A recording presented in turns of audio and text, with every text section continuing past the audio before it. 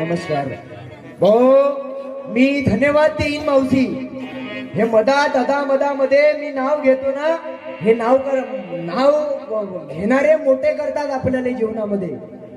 नाव घेणारे आपल्या आयुष्यात मोठे करतात.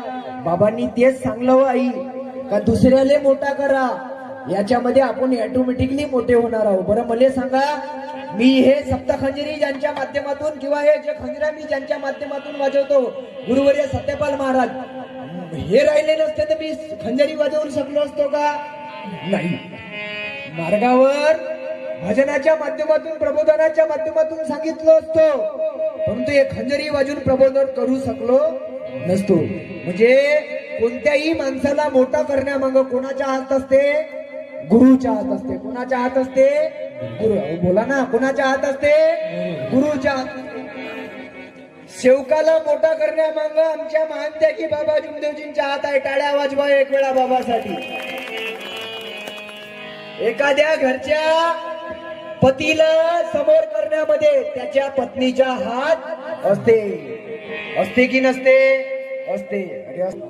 बाबांनी आपल्या हाडाच्या मणी रक्ताच्या पाणी करून जीवाच्या कुठल्याही प्रकारच्या ऊन वारा पाऊस याची पर्वा न करता बाबांनी जीवन आपल्या समाजासाठी अर्पण केलं. दादा, मानव धर्मासाठी आपला जीव पूर्ण बाबांनी पूर्ण त्यागून दिला हो.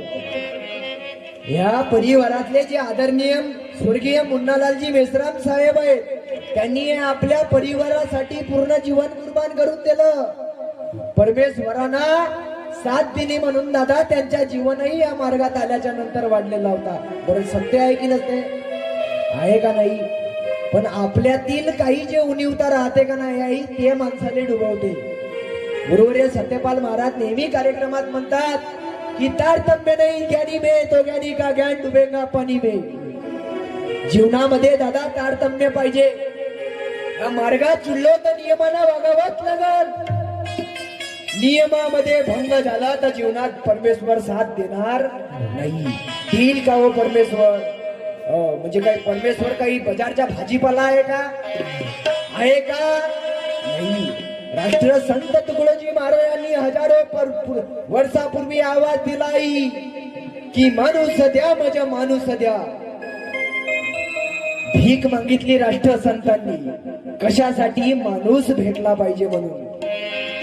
मी नेहमी कार्यक्रमात फिरतो दादा, सांगतो किसी को कुरान पढ़कर ईमान न मिला, किसी को गुरु ग्रंथ पढ़कर सतना